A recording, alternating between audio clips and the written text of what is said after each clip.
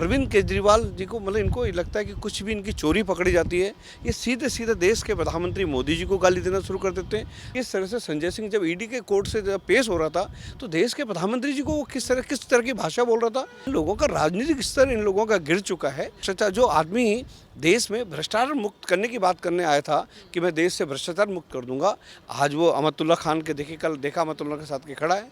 आज जो न्यायपालिका है वो कोई बीजेपी की थोड़ी है, वो क्यों नहीं इनको बेल दे रहे। और कोई इनको लगता है कि मोदी जी को गाली देकर, मोदी जी को इस तरह बोल करके ये अपने इन्होंने जो इतना बड़ा महापाप किया है, पाप को छुपा देंगे। बिल्कुल नहीं छुपा, दिल्ली की जनता भूल गई। नमस्कार, स्वागत है आपका हमारे चैनल पर। मैं हूं आपके साथ शिप्रा सैनी। आम आदमी पार्टी के सांसद संजय सिंह को शराब घोटाले में गिरफ्तार किया गया और उसके बाद से लगातार मुश्किलें बढ़ रही हैं, क्योंकि संजय सिंह को जमानत नहीं मिल पा रही है, लगातार रिमांड बढ़ रही है। इसको लेकर केजरीवाल ने अब सीधे तौर पर देश के प्रधानमंत्री नरेंद्र मोदी और बीजेपी पर हमला बोला है और कहा है कि बीजेपी के इशारे पर संजय सिंह की हत्या की साजिश हो रही है। सिर्फ इतना ही नहीं, उन्होंने ये भी कहा कि संजय सिंह ने कोई गुनाह नहीं किया है, हमारी पार्टी के सीनियर नेताओं को जो है जेल में डाला जा रहा है एक साजिश के तहत। इस पूरे मामले पर विस्तार से बातचीत करेंगे। बीजेपी के नेता विनोद बछेती जी हमारे साथ हैं। सर, स्वागत है आपका। सवाल ये है कि शराब घोटाले में लगातार खुलासे हो रहे हैं, यहाँ तक कि दिनेश अरोड़ा एक सरकारी गवाह के तौर पर सामने आया, उसने ये खुलासे किए, लेकिन केजरीवाल मानने के लिए तैयार नहीं है। वो ये कह रहे हैं कि बिना किसी सबूत के आधार पर हमारे जो सीनियर लीडर हैं उन्हें गिरफ्तार किया जा रहा है। क्या कहेंगे आप? देखिए, सबसे बड़ी कि अगर ये पॉलिसी इन्होंने जो लागू की, अगर ये पॉलिसी में इतना बड़ा भ्रष्टाचार नहीं होता तो इन्होंने इस पॉलिसी को वापस क्यों लिया? फिर दोबारा जो पॉलिसी, जो सरकारी पॉलिसी थी, वो दोबारा लागू क्यों की? तो अरविंद केजरीवाल को तो जब भी देखिए, आज केवल एक शराब घोटाला नहीं है, कौन सा ऐसा विभाग है इनका जिसमें घोटाले नहीं है? देखिए, जल बोर्ड, जो दिल्ली जल बोर्ड था, वो हमेशा प्रॉफिट में चलता था, लेकिन जब से आम आदमी पार्टी की सरकार है 9 साल से, वो घाटे में चल रहा है। डीटीसी की बसें, जहां जब शीला जी की सरकार थी तो डीटीसी की बसों में इतनी बसें होती थी, आज वो घाटे में चल रहा है। डीटीसी के जो रिटायर्ड जो कर्मचारी हैं, उनको 5-5, 6-6 महीने से तनख्वाह नहीं है। वो डीटीसी बसों डिपो के बाहर वो धरने पे बैठे हैं, जो बुजुर्ग हैं, जो 60-60, 70-70 साल के लोग हैं, है ना। इनकी जो PWD की देखिए, अभी देखा, जब अभी बीच में कुछ दिन पहले, 2-3 महीने पहले जब बाढ़ आई तो पूरी दिल्ली में बाढ़ आ गई। PWD में जो इन्होंने करोड़ों रुपए का फंड लिया, वो उसमें देखिए वो पूरा दिल्ली डूब गई। जमुना की बात करें तो जमुना सफाई के लिए इन्होंने करोड़ों रुपए केंद्र सरकार से लिया, जमुना बाढ़ आई तो जमुना अपने सर से ऊंचा के। ऐसा कौन सा नहीं है जो अरविंद केजरीवाल के जिस विभाग में इनके भ्रष्टाचार नहीं है। और अरविंद केजरीवाल जी को मतलब इनको लगता है कि कुछ भी इनकी चोरी पकड़ी जाती है, ये सीधे सीधे देश के प्रधानमंत्री मोदी जी को गाली देना शुरू कर देते हैं। अरविंद केजरीवाल हो, मनीष सिसोदिया हो, सत्येंद्र जैन हो, संजय सिंह, देखिए आपके चैनल पर मैंने देखा कि किस तरह से संजय सिंह जब ईडी के कोर्ट से जब पेश हो रहा था तो देश के प्रधानमंत्री जी को वो किस तरह की भाषा बोल रहा था। मुझे नहीं लगता कि आज़ादी के बाद किसी भी राजनीतिक पार्टी ने किसी देश के प्रधानमंत्री को इस तरह से मतलब इस तरह गंदी भाषा में इन लोगों का राजनीतिक स्तर इन लोगों का गिर चुका है।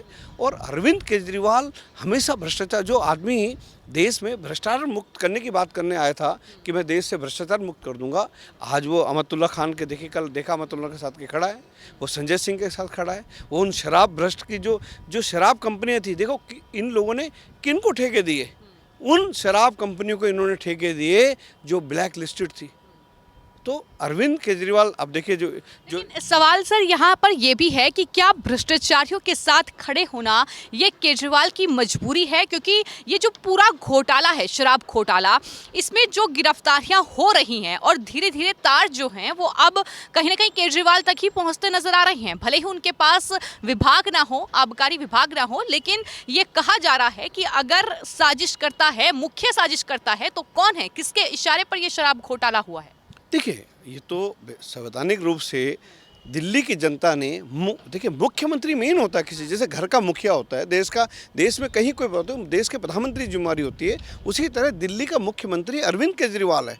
कोई भी दिल्ली में कोई भी पॉलिसी लागू होगी, कुछ भी काम होगा सरकारी सिस्टम में, वो मुख्यमंत्री की सहमति से होता है।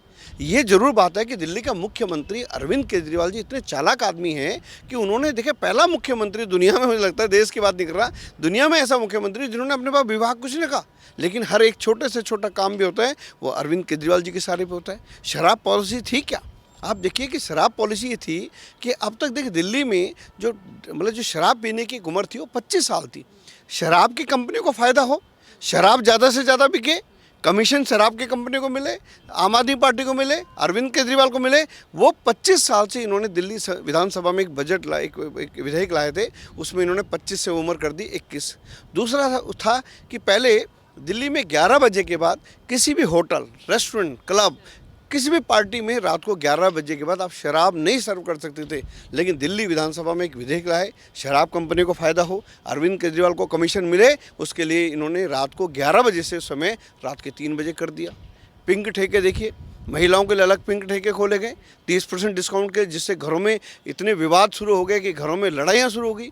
उसी तरह आपको याद होगा कि कोरोना काल में इन्होंने एक, जब याद है 144 करोड़ रुपया जो इन कंपनियों से दिल्ली सरकार को टैक्स के रूप में पैसा आना था, तो मनीष सिसोदिया ने माफ़ कर दिया। वो ये कह के माफ़ किया कि शराब कंपनियों को बहुत घाटा हो गया है, कोरोना काल में शराब नहीं बिकी इसलिए हमने माफ़ कर दिया। तो इनकी जो ये, क्योंकि सारी चीज़ों के पीछे जो इनके निर्णय हुए, इसके पीछे बहुत मोटी मतलब करोड़ों रुपए की लेन देन था जो जी। सर, सवाल ये भी उठता है कि केजरीवाल जो है खुद को कट्टर ईमानदार कहते हैं, बार बार ईमानदारी का जो रोना है वो लगातार मीडिया के सामने आकर बोलते हैं कि हम तो कट्टर ईमानदार हैं, हमने कोई भ्रष्टाचार नहीं किया। ये सिर्फ बदले की भावना से कार्रवाई हो रही है। और अब तो चुनावों का भी जिक्र हो रहा है, अब तो ये भी जिक्र हो रहा है कि इंडिया अलायंस जो है वो बन चुका है, तो बीजेपी को तकलीफ हो रही है क्योंकि चुनाव तो बीजेपी 2024 में हार रही है। इस पर आप क्या कहेंगे? देखिए, कट्टर ईमानदार की बिल्कुल, ये तो अरविंद केजरीवाल तो शुरू से कट्टर ईमानदार कट्टर ईमानदार कट्टर ईमानदार की बात करने वाले। आज इनके उप मुख्यमंत्री अब 1 साल होने जा रहा है, तिहाड़ जेल में है। देखिए, आज जो न्यायपालिका है वो कोई बीजेपी की थोड़ी है, वो क्यों नहीं इनको बेल दे रहे? इनके जो हवाला केस में जो सतेंद्र जैन है वो जेल में है ना। तो ये, और दूसरा जो लिक्कर में जो था, आपको याद होगा कि दिल्ली में जब ये लिक्कर पॉलिसी लागू हुई, इन्होंने संविधान की धज्जियां उड़ा करके, सुप्रीम कोर्ट की जो उनका गाइडलाइन थी कि शराब की दुकान किसी भी मंदिर, किसी भी धार्मिक स्थल और किसी भी एजुकेशन इंस्टीट्यूशन या रेजिडेंशियल एरिया में शराब की दुकानें नहीं खोली। लेकिन मोटी रकम इनको मिली, आम आदमी पार्टी को, अरविंद केजरीवाल को, इन्होंने सब कुछ गली गली में शराब की दुकानें खोल दी, मंदिर, मस्जिद, गुरुद्वारा, चर्च के पड़ोस में दुकान खोल दी, घर घर में दुकानें खोल दी, एक बोतल के साथ एक बोतल फ्री कर दी।